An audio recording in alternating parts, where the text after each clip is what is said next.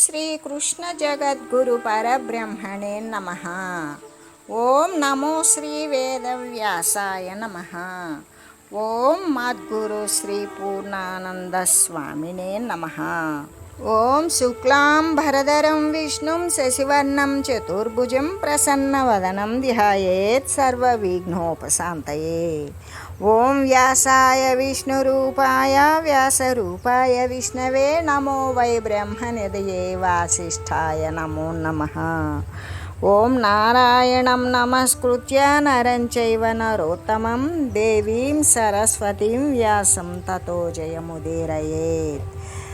శ్రీ భగవద్గీత సాంఖ్యయోగము అంటే సామాన్యమైనటువంటి జనుల యొక్క ప్రవృత్తికి, సంయమశీలురైనటువంటి యోగుల యొక్క ప్రవృత్తికి భేదాలనే తెలియజేశారు.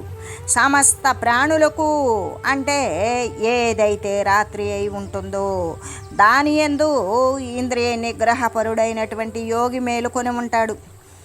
దేని యందైతే ప్రాణులు మేలుకొని ఉన్నారో అది పరమార్థ తత్వాన్ని దర్శించేటువంటి మునీంద్రునికి రాత్రిగా ఉంటుంది అని చెబుతూ, అజ్ఞానులకు ఏది రాత్రి అయి ఉంటుందో అది జ్ఞానులకి పగలు, జ్ఞానులకు ఏది రాత్రి అయి ఉంటుందో అది అజ్ఞానులకు పగలు అని కదా చెప్పబడింది. దీనిని గురించినటువంటి వివరణ అయితే ఆత్మ, దైవము, ఇంద్రియ నిగ్రహము మొదలైనటువంటి పరమార్థ విషయాలు అజ్ఞానులకు ఏమాత్రము తెలియవు కదా. తెలుసుకోవాలి అనేటువంటి కుతూహలం కూడా వారికి ఉండదు. అవి ఏవి కూడా వారి యొక్క దృష్టి పదానికి గోచరించవు. అవి వారికి లేనట్లే అవుతూ ఉంది కాబట్టి అవి వారికి రాత్రి వంటివే అని చెప్పబడింది. ఆ పరమార్థ విషయాల యందు వారు అజాగరూకులై ఉంటారు, నిద్రపోతూ ఉంటారు, నిర్లక్ష్యముగా ప్రవర్తిస్తారు. కానీ సంయమశీలురైనటువంటి జ్ఞానుల యొక్క వర్తనమైతే దీనికి కేవలము విరుద్ధంగా ఉంటుంది. ఎలాగంటే వారు ఎల్లవేళలా నిరంతరము దైవ చింతన, ఆత్మానుభూతి కలిగి ఉంటారు. ఆత్మ విషయమై ఎల్లవేళలా సదా జాగరూకులై ఉంటారు.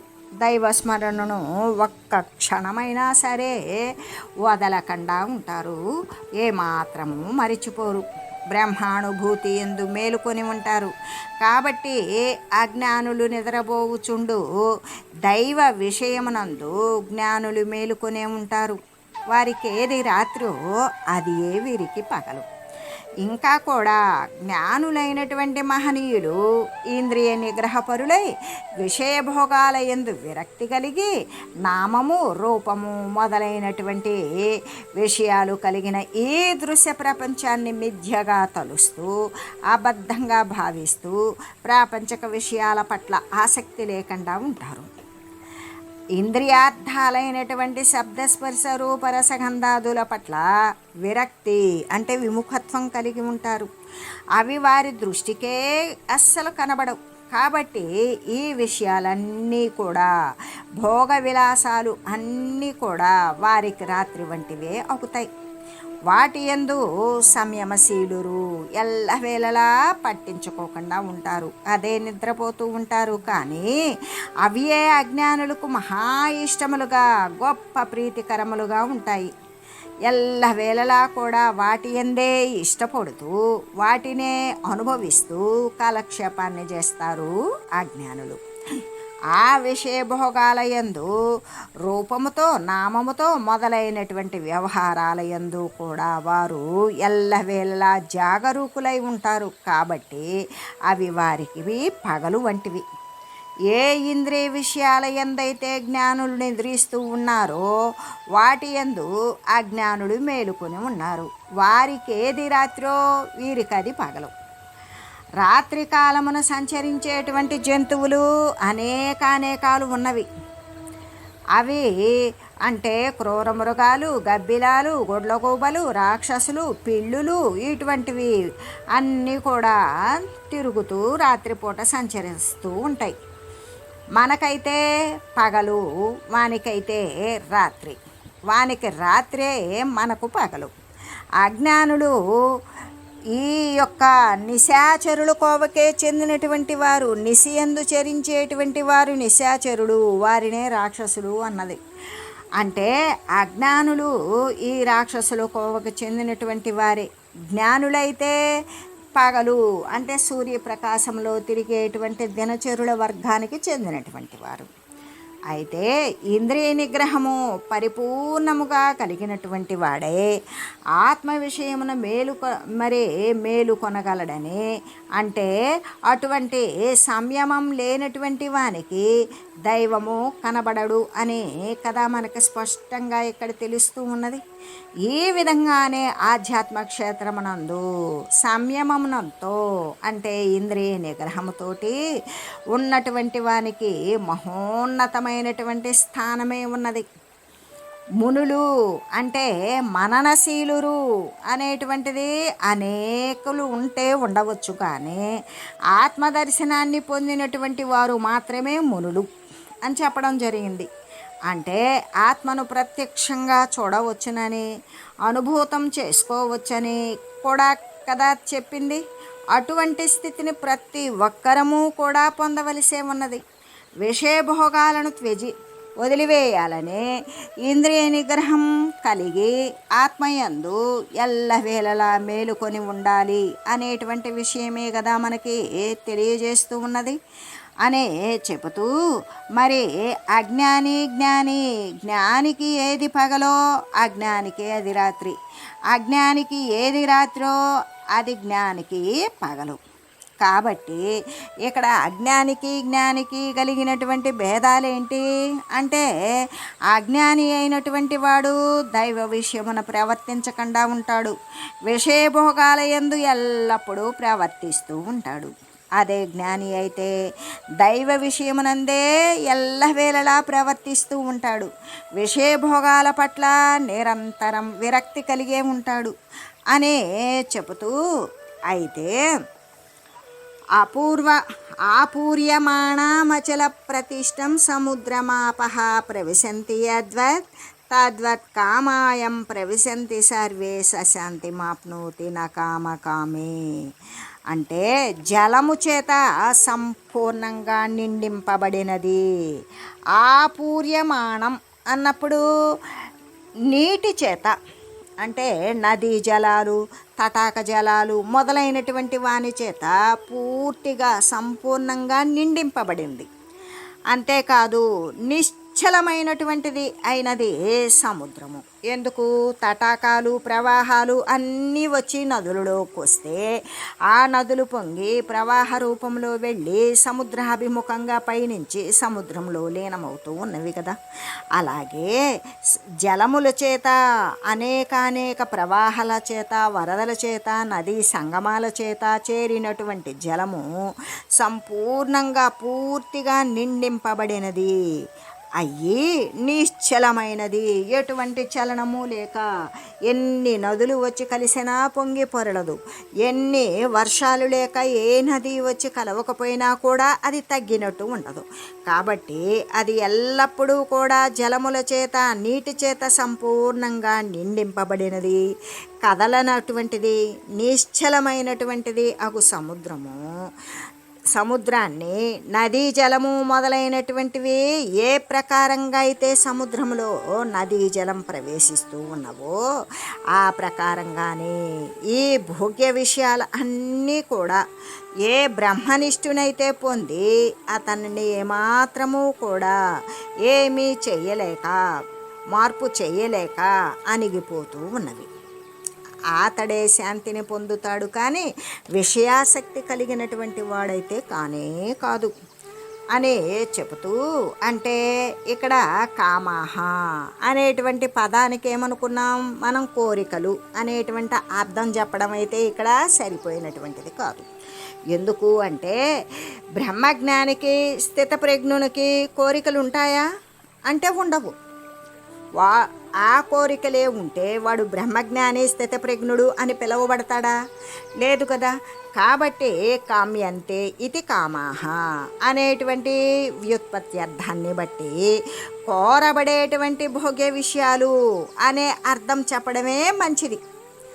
శాంతిని ఎవరైతే పొందగలుగుతారో కామమునకు అంటే దానిని గురించి శాంతిని ఎవరు పొందగలుగుతారో వారిని గురించి నిరూపించేటువంటి విషయం ఏమిటి అంటే కామానికి దాసుడు, విషయాసక్తుడు, కోరికలను కోరుచుండేటువంటి వాడు శాంతిని ఎన్నటికీ కూడా పొందజాలడు అనేటువంటి విషయమే కదా స్పష్టంగా చెప్పివేయబడింది. ఏమని? కామమునకు దాసుడు, కోరికలకు లోబడినటువంటి వాడు, విషయాల పట్ల ఆసక్తి కలిగినటువంటి వాడు, కోరికలను కోరుతూ ఉండేటువంటి వాడు, వాడికి ఒకటి తీరితే మరొకటి, మరొకటి తీరితే వేరొకటి, వేరొకటి తీరితే ఇంకొకటి అనేటువంటి కోరికల పరంపర అనేది ఒక అంతులేని ఆశ అంటే ఒక తృష్ణ అనేది బయలుదేరుతుంది. ఆ తృష్ణ వల్ల వానికి ఏనాటికి సంతృష్టి ఉండదు. అటువంటి వాడికి శాంతి ఉంటుందా? ఉండదు. ఎల్లప్పుడూ ఏదో ఒక వస్తువును కోరుతూనే ఉంటాడు.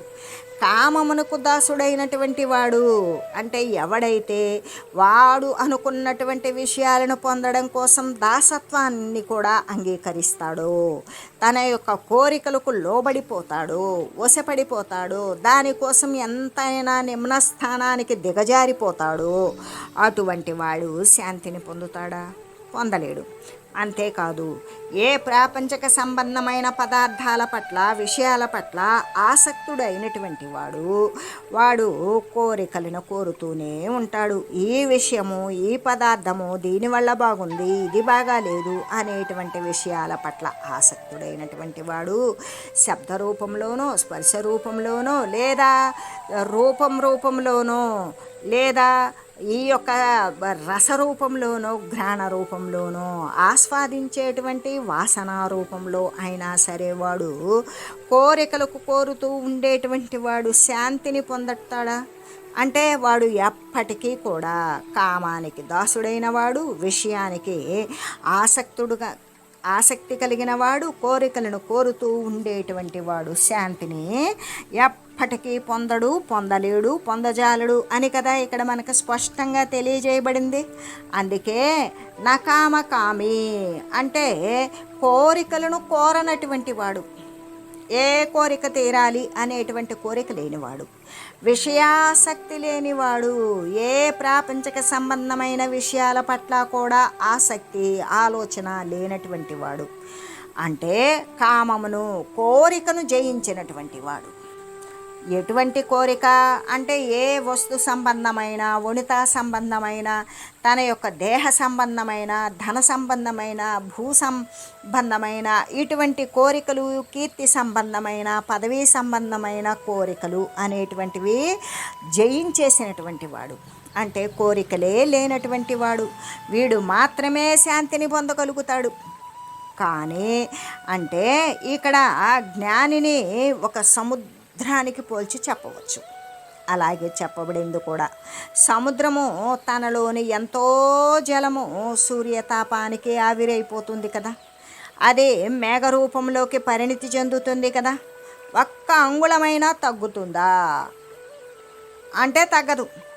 అలాగే అనేక నదుల ద్వారా, వర్షాల ద్వారా ఎంతో జలము దాని యందు వచ్చి పడుతూ ఉన్నప్పటికీ కూడా ఒక్క లవలేశమైనా పెరగదు. ఎలాగంటే జ్ఞాని ఎంత తటస్థంగా ఉంటాడు, ఎంత సమస్థితిలో ఉంటాడు అనే విషయానికి జ్ఞానిని సముద్రానికి పోల్చి మరీ తెలియజేశారు. ఏంటది? సముద్రంలోని నీరే ఆవిరైపోతుంది. ఆ ఆవిరి ఏం చేస్తుంది? అది మేఘ రూపంలో, అసలు ఆ ఆవిరి సూర్యుని యొక్క తాపము చేత, సూర్యుని యొక్క కిరణ వేడి చేత సముద్రంలోని నీరు ఆవిరిగా మారి ఆ ఆవిరి మేఘ రూపాలలోకి మార్పు చెందుతూ ఉంటుంది. అది ఆ పైకి వెళ్ళే కొద్దీ కూడా నీటి మేఘాలతో నిండిపోయి ఉంటుంది. అది ఒక్క అంగుళమైన అంత నీరు, సముద్రం అంత విశాలమైనటువంటి వెడల్పులో కూడా ఆవిరయ్యి అదంతా మేఘరూపంలోకి మార్పు చెందినప్పటికీ కూడా సముద్రంలోని నీటికి ఏమైనా తగ్గుదల అనేటువంటిది కనబడుతుందా? లేదు. ఒక్క అంగుళమైనా సరే తగ్గదు ఆ నీటి శాతం. అలాగే ఇంకా ఆ నీరు ఏ విధంగా అంటే ఈ చల్లగాలులకి పైనుంచి ఇంకా కూడా దూరంగా మేఘాలు కొట్టుకుపోబడి సర్వము వ్యాపించి మొత్తం ఎక్కడ మేఘం దట్టంగా ఉంటే అక్కడ కొండల మీద ఎక్కువగా కురిచి, ఎందుకు అంటే కొండలపై ఉన్నటువంటి ఆ యొక్క శీతల వాయువులు ఆ మేఘానికి దగ్గరగా ఉంటాయి. కొండ అంటే ఎత్తైన ప్రాంతం, పర్వతం, శిల. ఆ ఎత్తైన శిలపై ఉన్నటువంటి మందమారుతాలు, ఆ చల్లని గాలులు మేఘానికి దగ్గరగా ఉంటాయి కాబట్టి అతి తీవ్రంగా తగిలి మేఘాలన్నీ ద్రవరూపాన్ని పొంది నేలపై వర్షిస్తాయి. ఆ వర్షించినటువంటివి కొండల మీద పడినవి. ఆ నీరు ఏ విధంగా ఉంటుంది అంటే ఆ నీరు ఇంకిపోతుందా? ఇంకదు.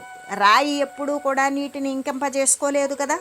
అది మళ్ళీ పల్లపు ప్రాంతాలకు పయనిస్తుంది. పైనుంచి తటాకాలుగా, చెరువులుగా, గుంతలుగా, నదులుగా మారి ఆ ప్రవాహం నదుల్లో కూడా పట్టకపోతే ఆ నది నీళ్లు కూడా సముద్రాభిముఖంగా సముద్రానికి ఎదురుగా పయనించి సముద్రంలో లీనమవుతూ ఉంటుంది. అంటే ఆ నీరే పరమాత్మ యందు ఉత్పన్నమైనటువంటి జీవి మళ్ళీ కూడా వాడు ప్రాపంచక సంబంధమైన పంచభౌతిక దేహాన్ని ధరించుకొని దాని ప్రకారం చావు పుట్టుకులు అనేటువంటి వ్యవస్థలో ఇరుక్కొని జ్ఞానము చేకూర్చుకున్న తక్షణమే తన స్థానమైనటువంటి పరమాత్మ స్థానాన్ని చేరుతాడు. అలాగే సముద్రమునందు ఉన్నటువంటి నీరు ఆవిరిగా మారి మేఘాలుగా తయారై లోకమంతటా కూడా చల్లా చెదురై ఎక్కడైతే శీతల వాయువులు అధికంగా గాఢమైన మేఘానికి తాకుతాయో అక్కడ వర్షిస్తూ అది ప్రవాహ రూపంలో, వరదల రూపంలో కూడా నదీ రూపంలో వచ్చి మళ్ళీ సముద్రాన్నే చేరుతుంది. అది ఎక్కడి నుండి మొదలైందో మళ్ళీ అదే ప్రాంతానికి వచ్చి చేరుతుంది. అంటే నదీనాం సాగరే. అలాగే చేయబడినటువంటి ప్రతి ఒక్క సంస్కారముతో కూడినటువంటి నమస్కారము అంటే ఏ యొక్క కేశవుడు పోషణకర్త, ఏ యొక్క పరమాత్మ వస్తువు ఉన్నాడో ఆ కేశవునికి చెందుతాయి. అంటే నీవు ఏ దేవతను స్మరించినా, ఏ యొక్క దైవాన్ని స్మరించినా, గ్రామ దేవతలను స్మరించినా అక్కడ ఉండేటువంటిది పరమాత్మ వస్తువు ఒక్కటే కాబట్టి సర్వదేవ నమస్కార కేశవం ప్రతిగచ్చతి.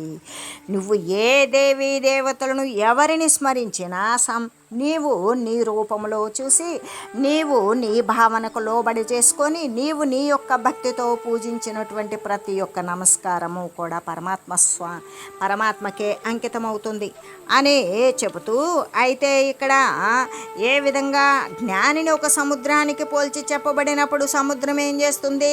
తనలోని ఎంతో జలాన్ని సూర్యుని యొక్క తాపము చేత ఆవిరైపోతుంది కదా. ఆ ఆవిరి మేఘ రూపంలో మార్పు చెందుతుంది.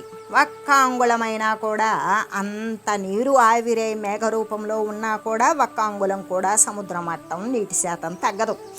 అలాగే అనేక నదుల ద్వారా, వర్షాల ద్వారా ఎంతో జలము దాని యందు వచ్చి పడుతూ ఉన్నప్పటికీ కూడా కొద్ది మాత్రం కూడా దాని యొక్క నీటి శాతం పెరగదు. అంటే అది ఎల్లప్పుడూ కూడా సమంగానే ఉంటుంది.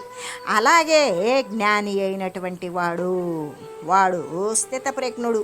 జ్ఞాని ఎగువవాడు స్థితప్రజ్ఞుడే. ఎల్లప్పుడూ కూడా సమత్వ స్థితిలో ఉండేటువంటి వాడు. తన యొక్క ఇంద్రియాలకు శబ్దాది విషయాలు అనేకాలు గోచరించినప్పటికీ, అంటే అనేక రూపాలలో, అనేక స్పర్శల్లో, అనేక రుచులలో, అనేక రకాల వాసనల్లో, అనేక రకాల శబ్ద రూపంలో కనబడినప్పటికీ కూడా, కనబడకుండా ఉన్నప్పటికీ కూడా, అది అలా కనబడినా కనబడకపోయినా కూడా వాడు ఏ వికారము లేకుండా నిర్వికారుడుగానే ఉంటాడు. ఏ మాత్రము కూడా చంచల స్థితి లేకుండా చలించకుండానే ఉంటాడు. అతనికి విషయాసక్తి అంటే విషయాల పట్ల అతనికి ఏమాత్రము కూడా ఆలోచన సహితమైన సంకల్ప మాత్రమైన ఆసక్తి కూడా ఉండదు. అందుకే సర్వే కామాహ అని చెప్పడం వలన ఇక్కడ ఒక్క విషయం కాదు, అనేక భోగ్య విషయాలు వచ్చి మీద పడుతూ ఉన్నప్పటికీ కూడా అనుభవయోగ్యమైనటువంటి సుఖాలు విషయాలు వచ్చి ముందు నిలుచు ఉన్నప్పుడు కూడా అవి అక్కడే అణిగిపోతాయి, కానీ ఏమాత్రము కూడా జ్ఞానికి మార్పును వికారాన్ని కలగజేయవు. అంటే జ్ఞాని అయినటువంటి వాడు ఒకవేళ దైవికంగా నిత్య వ్యవహారమున అనేక దృశ్య విషయాల మధ్య ఉండడం తటస్థించినప్పటికీ కూడా, అంటే జ్ఞాని అయినటువంటి వాడు ఒకవేళ దైవికంగా నిత్య వ్యవహారమున తాను నిత్యం వ్యవహరించేటువంటి స్థితిగతులలో అనేక దృశ్య విషయాల మధ్య ఉండవలసి వచ్చినప్పటికీ కూడా ఇంద్రియాల ద్వారా అతనికి ఏ శబ్దాలు కానీ, ఈ యొక్క చర్మ సంబంధమైన, చెవి సంబంధమైన, కన్ను సంబంధమైన, నాలుక సంబంధమైన, మరి ముక్కు సంబంధమైన జ్ఞానేంద్రియాలకు సంబంధించినటువంటి ఈ యొక్క దృశ్య విషయాల మధ్య ఉండటానికి తటస్థించిన అటువంటి వ్యవహారం తనకి వెన్నంటి వచ్చిన తన యొక్క ఇంద్రియాల ద్వారా అతనికి ఈ శబ్దాది విషయాలు గోచరించినప్పటికీ కూడా, వినబడుతూ ఉన్నా, కనబడుతూ ఉన్నా, అనుసరిస్తూ అనుభవిస్తూ ఉన్నా కూడా ఏ వికారాన్ని, ఏ మార్పుని లేకుండా చేస్తుంది అనేటువంటి విషయాన్నే శ్రీ వశిష్ఠ మునీంద్రుడు ఎలా తెలియజేశారంటే, జ్ఞాతజ్ఞేయస్స మనసో నూనమే తద్ధి లక్షణం నా స్వదంతే సమగ్రాని భోగ వృందాని యత్ పునః. అంటే ఆత్మజ్ఞాని యొక్క గురుతు ఏమిటి? భోగముల పట్ల, అనుభవయోగ్యమైనటువంటి సుఖముల పట్ల ఆసక్తి లేకుండా ఉండడమే అవుతుంది కదా ఆత్మజ్ఞానికి గురుతు. ఒకవేళ కనుక ఆసక్తి ఉన్నట్లయితే అతడు ఇంకా కూడా జ్ఞానస్థితిని పొందలేదు అనే కదా అర్థం. అంటే సముద్రము మహాజలము చేత నిండిపోయి ఉండినట్లుగా జ్ఞాని బ్రహ్మానందము చేత పరిపూర్ణుడై ఉంటాడు. ఇంకా కూడా సముద్రము అచలమై సుప్రతిష్టమై ఉండడం వల్ల ఉండినట్లుగానే జీవన్ముక్తుడైనటువంటి నిర్వికారుడు నిశ్చలుడై ఉంటాడు. మేరు సమాన గాంభీర్యాన్నే కలిగి ఉంటాడు. అంటే చిన్న చిన్న చెరువులలో, దొరువులలో, గుంటలలో, బావులలో, సరస్సులలో, నదులలో అధిక జలము వచ్చి పడేటప్పుడు అవి కట్టలు ధరించుకొని వస్తాయి. ఒక్కొక్కసారి ఆ యొక్క తీరాలు ఇరిగి పడిపోయినప్పుడు అవన్నీ గ్రామాల మీద కూడా పడిపోతాయి. ఆ విధంగానే నదులలో అధిక జలం వచ్చి పడినప్పుడు ఏం చేస్తాయి? నదులు ఆనకట్టలు దిగిపోతాయి. జలమేమి రానప్పుడు ఏం చేస్తాయి? నదులు ఎండలు బాగా కాసి వర్షాలు కురవనప్పుడు పూర్తిగా ఎండిపోతాయి. అలాగే అజ్ఞానుల హృదయమునందు కూడా భోగ్య పదార్థాలు, ఏ అనుభవయోగ్యానికైతే నోచుకున్నటువంటి సుఖవంతమైనటువంటి భోగ్య పదార్థాలు, అనుభవించదగినటువంటి విషయాదులు, ఈ యొక్క భోగ్య పదార్థాలు అంటే చెవి ద్వారానో, లేదా చర్మం ద్వారానో, కన్ను ద్వారానో, లేదా నాలుక ద్వారానో, లేదా ముక్కు ద్వారానో ఏ శబ్దాది విషయాలైతే వచ్చి పడుతూ ఉన్నవో, ఆ శబ్దము, స్పర్శము, రూపము, రసము, గంధము అనేటువంటి విషయాలు వచ్చి పడుతూ ఉన్నవో అప్పుడు వికారవంతులై, అంటే అజ్ఞానుల హృదయంలో జరిగేటువంటివి ఈ శబ్దాది విషయాలు ఎప్పుడైతే వచ్చి పడినవో వారు వికారవంతులవుతారు, మార్పుకు లోబడతారు, చపల చిత్తులవుతారు, చంచలంగా ప్రవర్తిస్తారు.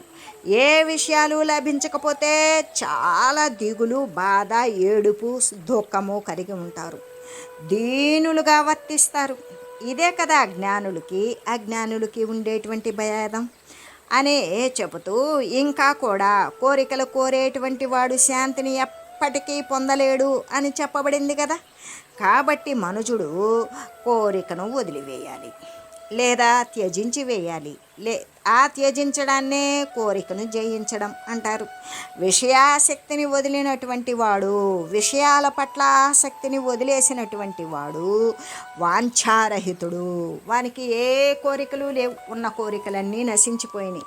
అందుకే అకామకామి అంటే వానికి ఏమాత్రము కూడా కావాలనే కానీ, వాంఛారహితుడు కావాలనే కానీ, వాంఛా సమన్వితుడు, కామకామి అనేటువంటిది ఎన్నటికీ కాకూడదు కదా. ఎలాగంటే వాంఛారహితుడు, అకామకామి, వాడు కోరికలన్నీ నశింపజేసుకొని ఉండాల్సిందే, కానీ కోరికలతో కూడి మాత్రం ఎప్పటికీ కూడా ఉండకూడదు కదా.